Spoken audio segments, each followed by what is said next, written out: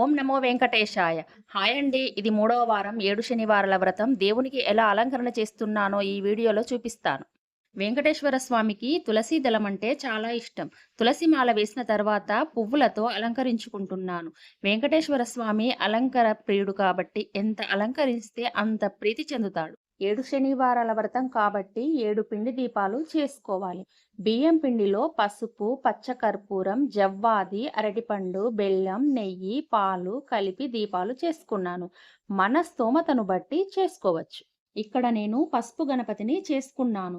ఎవరితో మాట్లాడక ముందు గణపతికి వస్త్రం, పసుపు, కుంకుమ, పువ్వులు, అక్షింతలు వేసుకున్నాను. 7 శనివారాల వ్రతం చేసుకుంటే ఎలాంటి కోరికైనా నెరవేరుతుందంట. నా సంకల్పం ఇల్లు. నేను ఇలా చిన్న వెండి ఇల్లు పెట్టుకున్నాను. 7 శనివారాల వ్రతం పూర్తి అయ్యాక ఎప్పుడు వీలైతే అప్పుడు తిరుపతి శ్రీవారి హుండీలో వేస్తాను. ఈరోజు శ్రీవారికి ఏమేమి నైవేద్యాలు చేశానో చూపిస్తాను.